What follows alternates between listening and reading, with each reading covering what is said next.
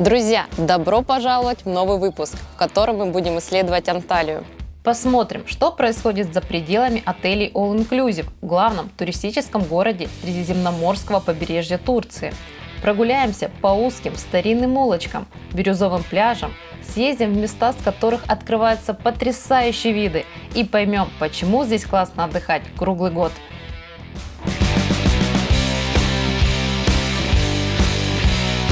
Подписывайтесь на канал, если вы этого еще не сделали. Ставьте лайк и давайте начинать!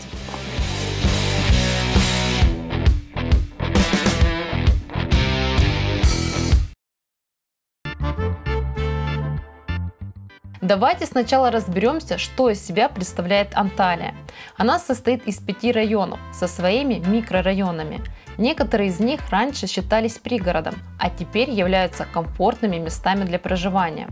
Условия отдыха заметно отличаются в зависимости от выбора места проживания. По моему мнению, лучше всего останавливаться в районе Коньялты. Это, пожалуй, самый яркий, современный и быстро развивающийся район Анталии, который каждое лето словно магнитом притягивает к себе огромное количество туристов. И скорее всего в разгар сезона здесь есть некоторые особенности, которые могут испортить впечатление, но в остальное время это идеальное место для жизни и отдыха. Особое внимание хочется уделить набережной Коньялты с невероятной атмосферой. Территория максимально располагает к долгим прогулкам и мотивирует на спортивные активности. Вдоль нее находится много игровых площадок, как детских, так и спортивных. Еще большим плюсом является то, что вы можете снять теннисный корт абсолютно бесплатно. Позади меня находится инструкция, как это можно быстро и легко сделать. Это очень здорово, все здесь направлено для того, чтобы люди занимались спортом. Помимо тенниса можно поиграть в баскетбол, волейбол. Также есть тренажеры и отдельная зона с дорожками для велосипедов и для бега. Длина набережной около 7 километров, так что если вы готовитесь к марафону, от этого места будете в восторге. Но и для любителей менее активного отдыха здесь есть чем заняться. Огромное количество уютных кафешек, где можно неспешно пить свой кофе и любоваться видом. Повсюду парковые зоны, чем активно пользуются как местные, так и туристы. Здесь очень популярны пикники, причем пикники имеют такую теплую атмосферу. Люди просто садятся в окружении своих близких, своих друзей, приятно проводят время в красивом месте и в хорошую погоду.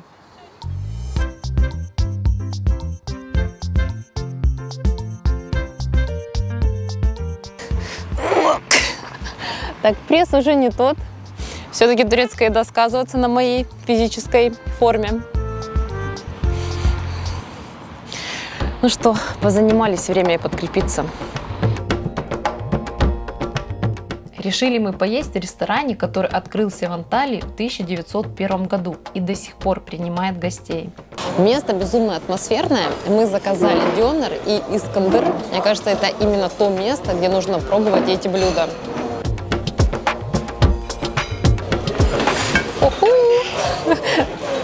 Вау! Thank you so much. Мы не ожидали, что нам так быстро принесут еду. Выглядит все очень аппетитно. Порции, конечно, очень большие. Я скажу честно, я до этого ни разу не пробовала это блюдо. Ой, здесь внизу нарезан хлеб плотно. Уложено мясо, какой-то невероятный соус. Так. Но эстетично есть такие блюда, не очень получается.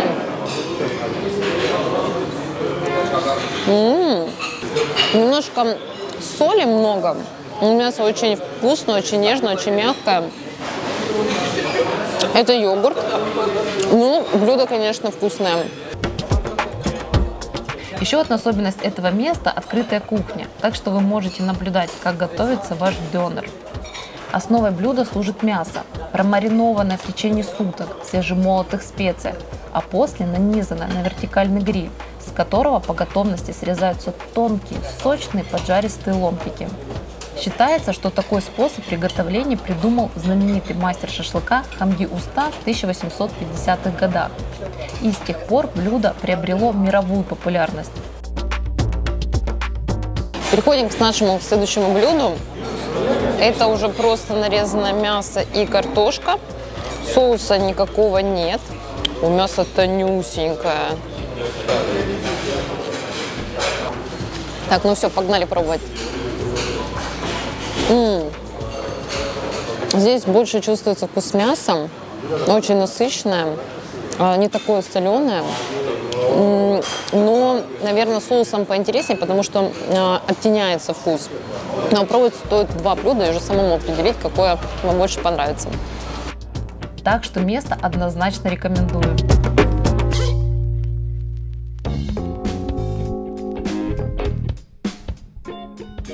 Общественный транспорт в Анталии очень даже хороший. Вы, в принципе, можете, заходя в него, оплачивать своей банковской картой, но я вам рекомендую лучше приобрести вот такую вот специализированную карту. Для этого вам нужно найти вот такую машину, такой аппарат и сделать очень нехитрые манипуляции. Есть две опции, какую карту вы предпочитаете выбрать. Я вам рекомендую взять многократную. Стоит она непосредственно 15 лир. Все, что вы кладете выше, это будет непосредственно идти на оплату вашей поездки. Действительно очень все удобно, поэтому однозначно рекомендую. И когда вы покупаете такую карту, стоимость одного вашего проезда немножечко дешевле, нежели вы оплачиваете банковской картой. И даже если вы путешествуете не один, то вы можете использовать всего лишь одну карту и просто, заходя в общественный транспорт, прикладывать ее столько раз, сколько за вами ваших друзей либо членов семьи. Я и подумать не могла, что общественный транспорт в Анталии вызовет у меня восторг. Особое удовольствие покататься на ретро-трамвае. Стоит это около 8 лир, и оно того стоит. Очень клево, что есть такой общественный транспорт. Место максимально атмосферное. Это трамвай ностальжи. Его маршрут проходит вдоль побережья от археологического музея, там, где начинается пляж Каньялты, до восточной части старого города. А из окон открываются виды на самые знаковые достопримечательности города.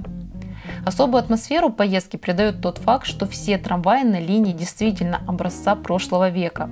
При этом не ветхие и ржавые, а вполне себе симпатичные и комфортные.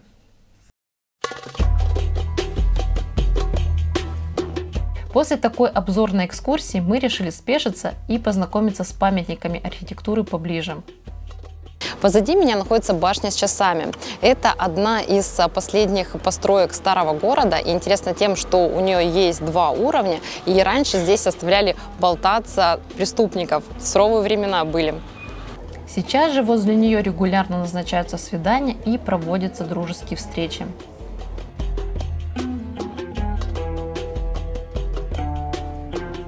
По этому шлагбауму можно заметить, что это вход в старый город. Сюда пропускают такси, но если ты здесь не живешь на своей машине, ты не проедешь. И даже ты не проедешь на велосипеде и на мотоцикле. Можно идти только на своих двоих. И такие ограничения – это скорее даже плюс, потому что если вас навигатор заведет в такое узкое место, это будет огромный стресс. Так что этот шлагбаум лишает вас большого стресса.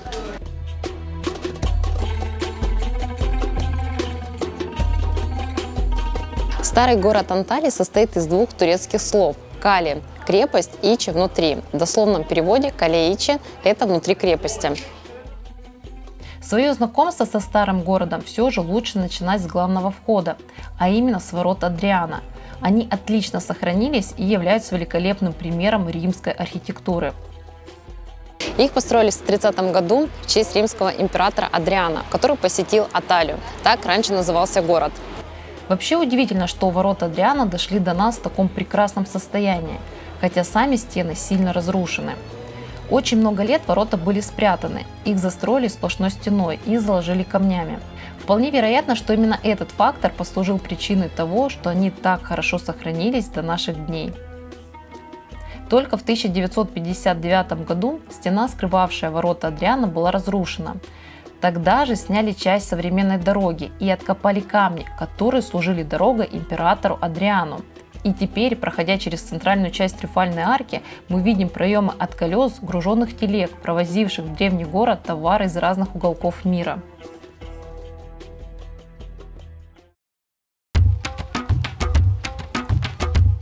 Несмотря на то, что здесь есть Uber, надежнее вызывать такси через вот такие вот станции. Ты нажимаешь на кнопку и ждешь, когда машина подъедет. Чудеса! Прогуливаясь по узким улочкам, покрытым брусчаткой, в окружении красивых домов, зелеными двориками, сувенирными магазинами, тяжело представить, что еще несколько лет назад Калеичи был полуразрушенным и больше напоминал трущобы. Но благодаря масштабной реставрации район превратился в одно из самых красивых и популярных мест Анталии. Приезжать в старый город лучше как можно раньше, чтобы избежать толпы, и стараться гулять по менее туристическим тропам. Вы можете найти здесь приятные, тихие, уютные улочки и именно пропитаться вот этой атмосферой старого города. Потому что, конечно, когда ты заходишь впервые, ты видишь только какие-то сувениры и думаешь, что эта достопримечательность слишком популярна. Но на самом деле здесь можно найти интересные, аутентичные места.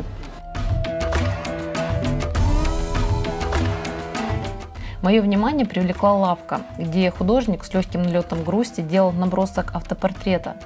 Человека, который продал свою мастерскую и не знает, что его ждет дальше. Причины, почему так получилось, мы не обсуждали, но поговорили о том, как важно не отчаиваться в сложных ситуациях, заниматься любимым делом и оставаться открытым миру.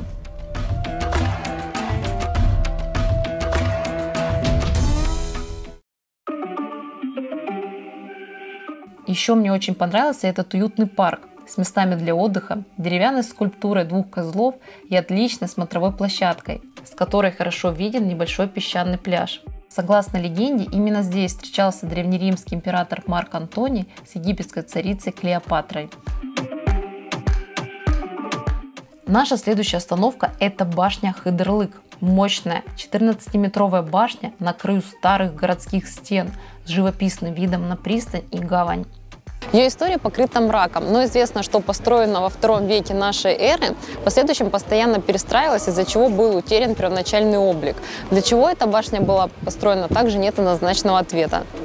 Есть теория, что она использовалась как маяк, но окончательных доказательств нет. Возможно, она служила пушечной платформой и должна была гарантировать безопасность гавани. От башни можно прогуляться в сторону большого и красивого парка, с террас которого открывается сказочный вид на город и горы. Или можно послушать уличных музыкантов, неспешно прогуливаться в тени пальм, или спуститься к одному из самых очаровательных мест Анталии – Старой гавани. Глядя на это место, сложно представить, что на протяжении более 2000 лет со времен основания Анталии эта гавань являлась вторым по важности портом на южном побережье Турции. Сюда прибывали суда из Древнего Рима, Византии, Османской империи. Сегодня по большей части это туристическая зона с местами для прогулок и отдыха. Атмосфера максимально расслабленная.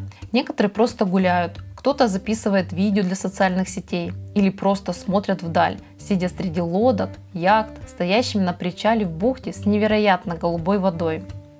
Некоторые из них экскурсионные. Если вы хотите себя почувствовать пиратом на минималках, можно выбрать судно, которое выглядит так, как будто предыдущий владелец был капитан Джек Воробей, и отправиться до Дюденского водопада или в открытое море. Но не думайте, что это место находится в полной власти туристов. Здесь также полно рыбацких лодок, которые пришвартовываются ближе к закату. Рыбаки оценивают улов, складывают жаберные сети, чтобы завтра снова выйти в море в надежде поймать что-то стоящее. В Анталии вам часто приходится спускаться по лестнице, либо преодолевать тяжелую дорогу вверх. Но помимо хорошей аэробной нагрузки можно выбрать другой способ передвижения, а именно подняться либо спуститься на лифте. Таких лифтов несколько по городу, именно этот отвечает за быстрое передвижение между старым городом и площадью Республики. Удовольствие это бесплатное, но все равно придется стоять достаточно большую очередь. И вот таким способом мы добрались до площади Республики.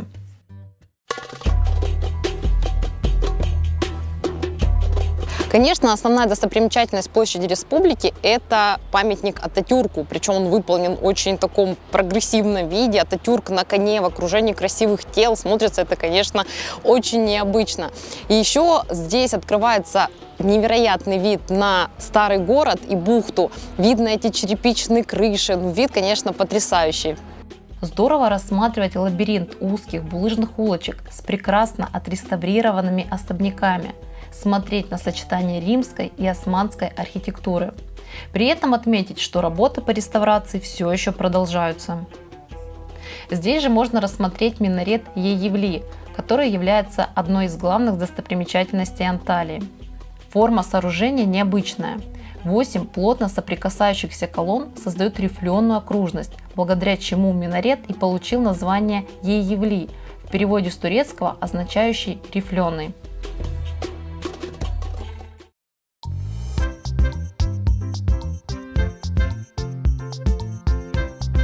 К чему я до сих пор не могу привыкнуть, так это к обилию апельсиновых деревьев, которые везде встречаются. Причем местные их не едят, это считается просто декоративное дерево, и ты можешь постоянно встречать такую картину, как они валяются просто на земле в раздавленном состоянии, либо уже немножечко подгнившим. А вот к семейству кошачьих я привыкла сразу. Я знала о том, что в Турции очень почитают кошек и хорошо к ним относятся. Они свободно расхаживают по улицам, спят в ресторанах и кафе, живут в магазинах, повсюду для них лежит корм, что не мешает им выпрашивать у тебя еду.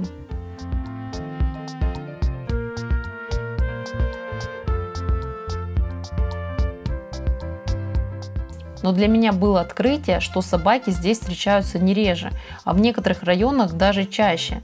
Они в развалку лежат, греясь на солнце, или занимают лучшее место в кофейне.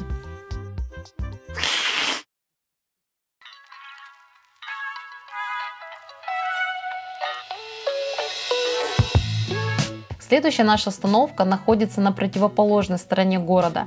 Канатная дорога Тюнек-Тепе. Добраться до фуникулера пешком практически нереально, потому что дорога упирается в промышленную зону, поэтому лучше сюда приезжать на такси, либо на автобусе. От центра Анталии сюда едет автобус КЛ-08, который оборудован кондиционером, так что в любую погоду на нем будет комфортно добраться до места. Первым делом отправляемся покупать билеты.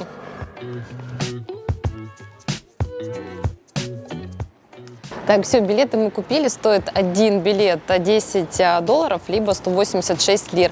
Еще нюанс, работают во все дни, кроме понедельника, с 10 до 6, но сейчас какие-то технические неполадки, мы ждем, пока заново он заработает. Кстати, уже заработал, можно уже идти занимать очередь.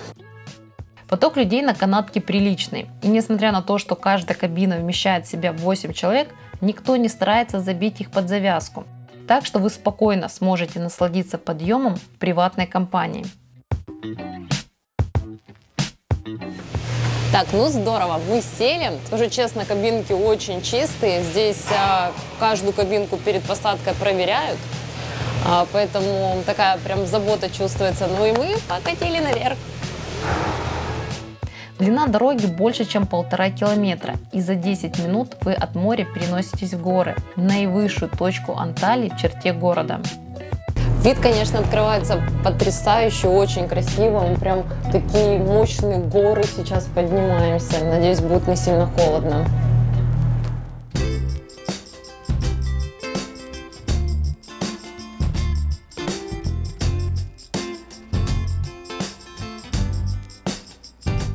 С этой точки можно оценить, насколько Анталия огромна и разнообразна. Здесь есть, конечно, и туристические зоны, но есть и промышленные, и ты смотришь на все это многообразие, удивляешься, насколько же здесь клево. И хочу сказать, что наши ожидания оправдались в полной мере. Сюда обязательно нужно приехать и полюбоваться самостоятельно таким красивым видом. Площадь города почти 1500 квадратных километров. Для понимания масштаба, площадь Нью-Йорка всего 1200 квадратных километров. Так что мы решили взять машину, чтобы исследовать отдаленные места. Но об этом в следующем видео. Так что подписывайтесь, чтобы не пропустить. Спасибо за просмотр и до новых встреч!